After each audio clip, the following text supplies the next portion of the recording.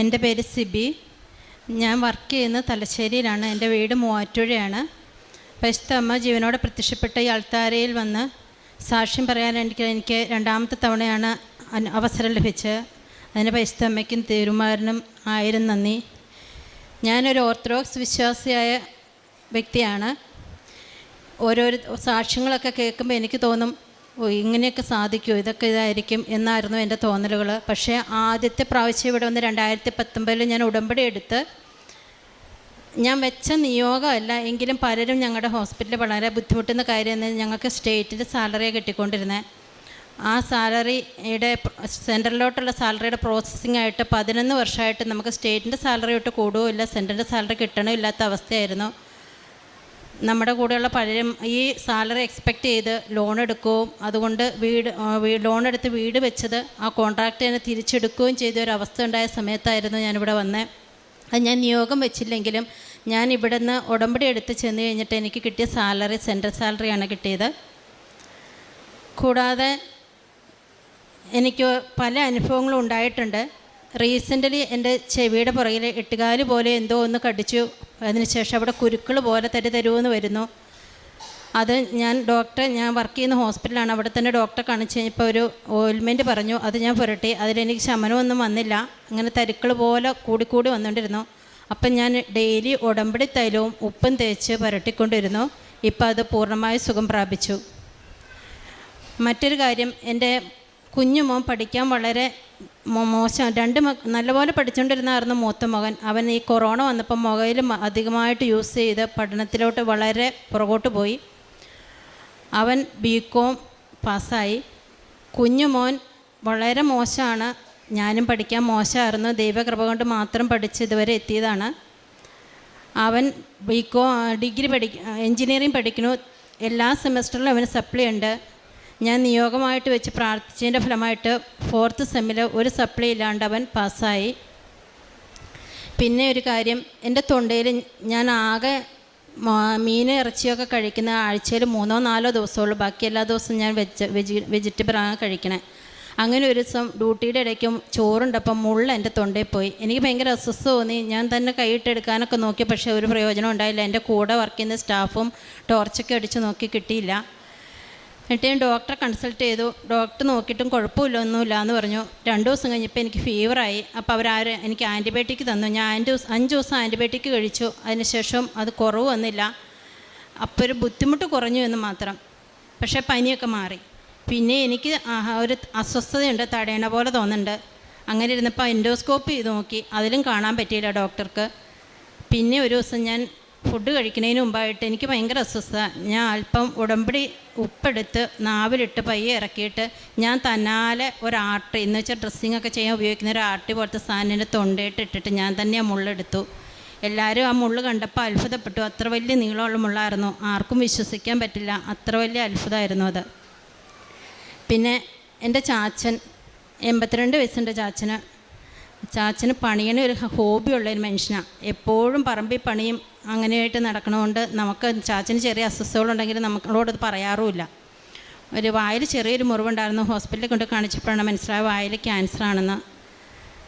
82 വയസ്സുണ്ട്. അപ്പോൾ സർജറി ചെയ്യാനായിട്ട് ആരും തന്നെ വില്ലിങ് അല്ലായിരുന്നു. പക്ഷേ ചാച്ചന് വേറെ മെഡിക്കൽ പ്രോബ്ലംസ് ഒന്നും ഇല്ലാത്തത് കൊണ്ടും ചെറിയ ശ്വാസം മുട്ട് അങ്ങനെ പ്രശ്നമുണ്ട്.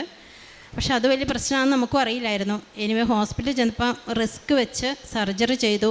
മുഖത്തായതുകൊണ്ട്, വായിൽ ക്യാൻസർ ആയതുകൊണ്ട് മുഖത്ത് ഫ്ലാപ്പൊക്കെ വേറെ തുടയെന്നൊക്കെ ഇറച്ചിയൊക്കെ എടുത്ത് വെച്ച് വേണം സർജറി ചെയ്യാനെന്നൊക്കെ പറഞ്ഞു. പക്ഷേ അത് ഞാൻ കണ്ടിട്ടുണ്ട്. ഞാനൊരു ക്യാൻസർ ഇൻസ്റ്റിറ്റ്യൂട്ട് വർക്ക് ചെയ്യുന്നതുകൊണ്ട് തുടയിലെ അല്ലെങ്കിൽ മറ്റുള്ളിടത്ത് മാംസമൊക്കെ എടുത്ത് വെച്ച് സർജറി ചെയ്താലും അത് എത്രമാത്രം നമ്മുടെ മുഖത്ത് തന്നെയാണെങ്കിൽ അക്സെപ്റ്റ് ചെയ്യുന്നത് നമുക്കറിയില്ല. ഞാൻ കണ്ടിട്ടുണ്ട് തീവ്രമായ അങ്ങനത്തെയുള്ള അവസ്ഥ. അതുകൊണ്ട് എനിക്കതിന് പേടിയായിരുന്നു.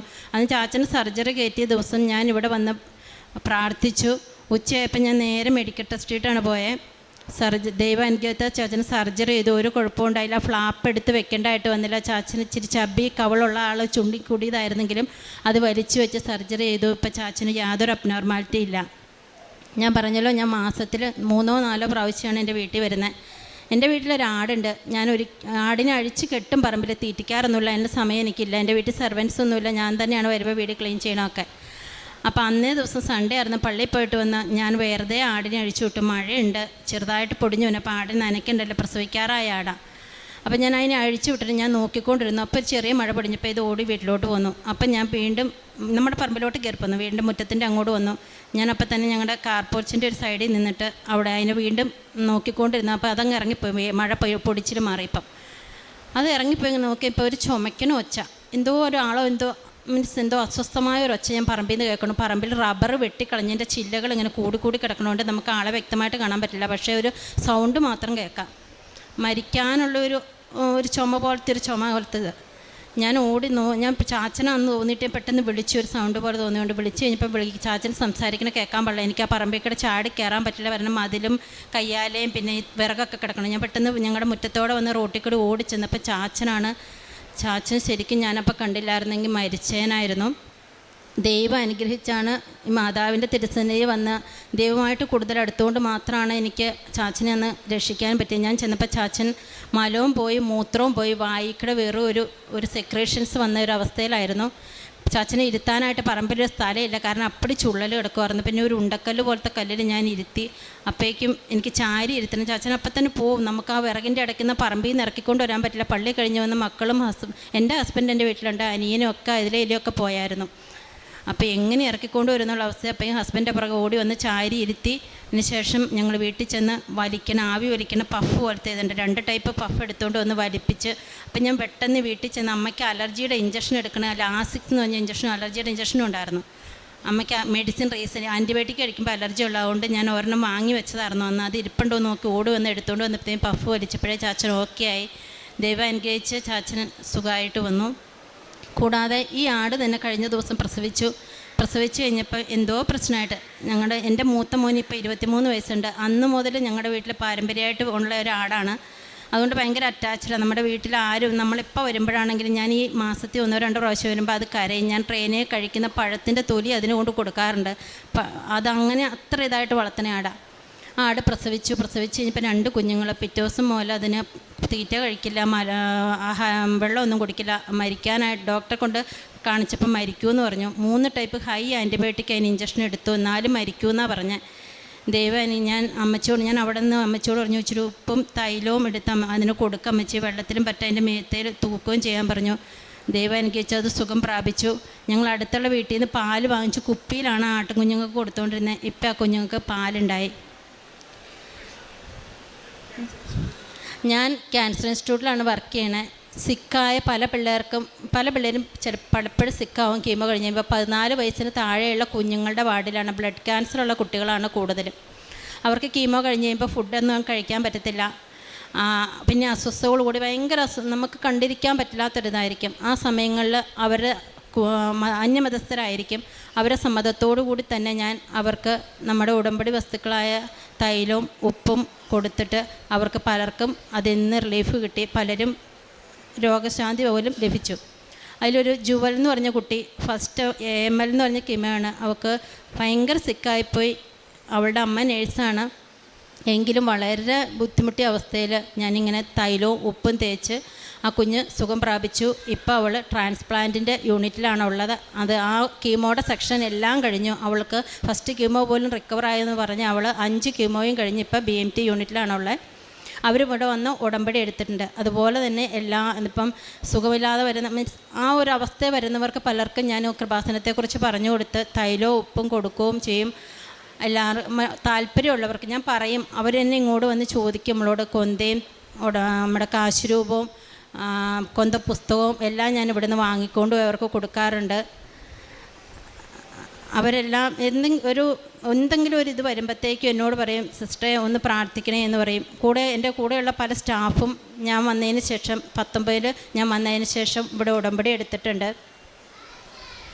കൂടാതെ എൻ്റെ കൊലുസ് സ്വർണ്ണക്കൊലുസ എന്നെ കല്യാണം കഴിച്ചിട്ട് 23 അത് പറഞ്ഞ പോലെ ഞാൻ മാറി ഇട്ടുകൊണ്ട് കിടക്കണം.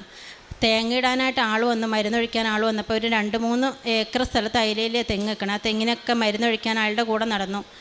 വൈകിട്ട് കുറച്ച് തേങ്ങ പൊട്ടിച്ച് വെച്ചിട്ടുണ്ടായിരുന്നു. ആ തേങ്ങ കുത്താനായിട്ട് വാർക്കപ്പുറത്ത് ഇരുന്നപ്പോഴാണ് ചുടിദാറിൻ്റെ പാൻറ്റ് കാരണം നമ്മൾ കൊലുസ് ശ്രദ്ധിക്കണില്ല. നോക്കി കഴിഞ്ഞപ്പോൾ ഹസ്ബൻഡിനോട് ചോദിച്ചു, നിൻ്റെ കാലയിലെ കൊലുസ് സന്ധിക്കരിക്കലായി, വീട്ടിൽ പണിക്കാരും ഉണ്ട് അന്നേ സമയം. ഞാൻ നോക്കിയപ്പോൾ കണ്ടില്ല. പെട്ടെന്ന് തന്നെ നമ്മൾ മുറ്റത്തോടെയൊക്കെ നോക്കി, രാത്രിയായ സന്ധ്യയായില്ല, അപ്പോൾ ഈ പറമ്പിൽ കൂടെ ഒന്നും പോകാനും പറ്റില്ലല്ലോ. പക്ഷെ ഞങ്ങൾ പറ്റുന്ന ഇടത്തോടെയൊക്കെ നോക്കി, കണ്ടില്ല. പിന്നെ എൻ്റെ ഹസ്ബൻഡ് പറഞ്ഞു, തലേദിവസം ഞാൻ എൻ്റെ വീട്ടിലായിരുന്നു, അവിടെ പോയില്ലെന്ന് പറഞ്ഞു. ഞാൻ പറഞ്ഞു അവിടെ പോയിട്ടില്ല, ഇങ്ങനെ ഇവിടെയാണ് പോകാൻ ചാൻസ് ഉള്ളൂ എന്ന് പറഞ്ഞു. അപ്പോൾ ഈ കൊമ്പുകളൊക്കെ വെട്ടിക്കിടക്കണതിൻ്റെ അതിൻ്റെ ഉള്ളിൽ ഉടക്കിപ്പോയെന്ന് എൻ്റെ മനസ്സിങ്ങനെ പറയുന്നുണ്ട്. പിന്നെ എൻ്റെ ബ്രദർ ക്യാമറ നോക്കിയിട്ട് പറഞ്ഞു, കാലേ കൊലുസുണ്ട്, നീ പറമ്പിലോട്ട് പോണേടം വരെ കൊലുസുണ്ടെന്ന് പറഞ്ഞു. അങ്ങനെ ഞങ്ങൾ രാത്രി കിടന്നുറങ്ങി. രാത്രിയിൽ ഞാൻ മാതാവിനെ വിശ്വസിച്ച് പ്രാർത്ഥിച്ച്, മാതാവേ എൻ്റെ കൊലുസ് നഷ്ടപ്പെടുത്തി തരല്ലേ, കളയല്ലേ എന്ന് പ്രാർത്ഥിച്ച്. എനിക്ക് ഇന്ന പറമ്പിലാണ്, 3 പറമ്പിലായിട്ട് മരുന്നൊഴിച്ച്, ഇന്ന പറമ്പിലാണെന്ന് ദൈവം എനിക്ക് കാണിച്ചു തന്നു. അന്ന് എൻ്റെ ബ്രദർ UK പോകും, ദൈവമാണ് 11:30 അവൻ പോകും. രാവിലെ തന്നെ ഞാനും എൻ്റെ ഹസ്ബൻഡും എൻ്റെ മോനും കൂടെ നമ്മുടെ പറമ്പിൽ പോയി. തപ്പണതിന് മുമ്പായിട്ട് ഞാൻ അല്പം ഉപ്പ് അവിടെ ഇട്ട് പ്രാർത്ഥിച്ചു. ഞങ്ങൾ 3 തൊട്ടിയിട്ട് പോയി. ഞങ്ങൾക്ക് സമയമില്ല ഒത്തിരി തപ്പാനായിട്ട്, കാരണം ബ്രദറിനെ കൊണ്ടുവരണം എൻ്റെ ഹസ്ബൻഡ് എന്ന് എടുക്കും. ഒരു കൊമ്പയെ കൊളുത്തി തൂങ്ങിക്കിടക്കണു ആ കൊലുസ്. അതും ഇത്രയും പറമ്പുണ്ടെന്ന് ഞാൻ പറഞ്ഞില്ല, അത്രയും പറമ്പിക്കിടെ നടന്നതാണ്. എന്നിട്ട് ആ ചെന്ന വഴി ആ കൊലുസ് കണ്ടു കെട്ടി തന്ന് മാതാവിൻ്റെ ഒറ്റ അനുഗ്രഹം കൊണ്ട് മാത്രമാണ് നീ ഉറച്ചു വിശ്വസിക്കുന്നു. പിന്നെ ഞാൻ ഹോസ്റ്റലിലാണ് താമസിക്കുന്നത് വർഷങ്ങളായിട്ട്, 10-20 വർഷം. അങ്ങനെ എനിക്ക് വയറുവേദന വന്നു. അപ്പോൾ ഇനി മസാലയുള്ള ഫുഡൊക്കെ അവോയ്ഡ് ചെയ്യാമെന്ന് വിചാരിച്ചിട്ട് ഞാൻ ഹോസ്റ്റലിൽ നിന്ന് മാറി ഒരു ഫ്ലാറ്റ് എടുക്കാമെന്ന് വെച്ചപ്പോൾ ഞാനും എൻ്റെ ഫ്രണ്ടും കൂടെ തന്നെ താമസിച്ചു. എൻ്റെ ഫാമിലി നാട്ടിൽ എറണാകുളത്ത്, ഹസ്ബൻഡ് വർക്ക് ചെയ്യുന്ന എറണാകുളത്താണ്. അപ്പോൾ ഒരു നല്ല ഫ്ലാറ്റ്, സേഫായ ഫ്ലാറ്റ് കിട്ടണം, അടുത്ത് തന്നെ കിട്ടണം. അങ്ങനെ പ്രാർത്ഥിച്ചു. നമുക്ക് അവിടെ ഒരു ഫ്ലാറ്റ് ഉണ്ടായിരുന്നു. അവിടെ ഒരിക്കലും അങ്ങനെ വന്നവരാരും ഫ്ലാറ്റിൽ നിന്ന് അങ്ങനെ പോവാറില്ല. ഞാൻ അമ്മയോട് ഉടമ്പടിയിൽ വെച്ച് പ്രാർത്ഥിച്ചതിൻ്റെ ഫലമായിട്ട് എനിക്ക് ആ ഫ്ലാറ്റ് കിട്ടി. നല്ല സേഫാണ്. ഞങ്ങൾ 2 പെണ്ണുങ്ങളാണ് ഉള്ളുവെങ്കിലും നമ്മുടെ കൂടെയുള്ള സ്റ്റാഫ് തന്നെ വർക്ക് ചെയ്യണമെങ്കിലും നമുക്ക് അങ്ങൊരു ശല്യം, അങ്ങ് ടൗണിൽ തന്നെയാണ്, ഒരു ശല്യവും ഇല്ല. ക്യാമറയൊക്കെ അങ്ങനെയുള്ളൊരു ഫ്ലാറ്റാണ് കിട്ടിയിരിക്കുന്നത്. എനിക്ക് കിട്ടിയ അനുഗ്രഹങ്ങൾ ഇവിടെ പറഞ്ഞ മണിക്കൂറുകൾ പറഞ്ഞാലും തീരില്ല. അത്രയധികം അനുഗ്രഹങ്ങൾ ദൈവം എനിക്ക് തന്നിട്ടുണ്ട്. പിന്നെ ഞാൻ ചെയ്യുന്ന പുണ്യപ്രവൃത്തികൾ എന്ന് പറഞ്ഞിട്ടുണ്ടെങ്കിൽ ഇവിടുന്ന് കിട്ടുന്ന 3 കെട്ട് പേപ്പറാണ് നമുക്ക് വാങ്ങേണ്ടത്. പക്ഷേ ഞാൻ 4-5 കെട്ട് പേപ്പർ വാങ്ങിക്കൊണ്ട് പോയി തലശ്ശേരിക്കടെ ഞാൻ പോണ ട്രെയിനിലും റെയിൽവേ സ്റ്റേഷനിലെ വഴിക്ക് എല്ലാവർക്കും കൊടുക്കും. രണ്ടാമത്തെ കാര്യം ഞാൻ പറഞ്ഞല്ലോ, ക്യാൻസർ ഇൻസ്റ്റിറ്റ്യൂട്ടിൽ വർക്ക് ചെയ്യുന്ന പിള്ളേർക്ക് ഫുഡൊന്നും ഇറക്കാൻ പറ്റില്ല, വളരെ വേദനയൊക്കെ ആയിരിക്കും. അപ്പോൾ ഹോസ്പിറ്റലിൽ ക്യാൻറ്റീനിൽ കഞ്ഞി കിട്ടും. ഇത് ഇത്രയും പേർക്ക് കിട്ടുന്ന കഞ്ഞി ആയതുകൊണ്ട് അതിന് വലിയ ടേസ്റ്റൊന്നും ഉണ്ടാകത്തില്ല. ഞാനപ്പം കുക്കറിലിട്ട് ചെറുപയറും കഞ്ഞിയും കൂടെ ഒക്കെ വേവിച്ചിട്ട് അവർക്ക് ചൂടോടെ കൊണ്ട് കൊടുക്കും. അപ്പോൾ ഒരു വലിയ പാത്രത്തിൽ കൊണ്ടുപോയി എല്ലാവരും ഷെയർ ചെയ്തെടുക്കും. അങ്ങനെ എനിക്ക് കഞ്ഞി സിസ്റ്റർ എന്നൊരു പേരും കൂടെ അവിടെ വന്നു. സങ്കീർത്തനം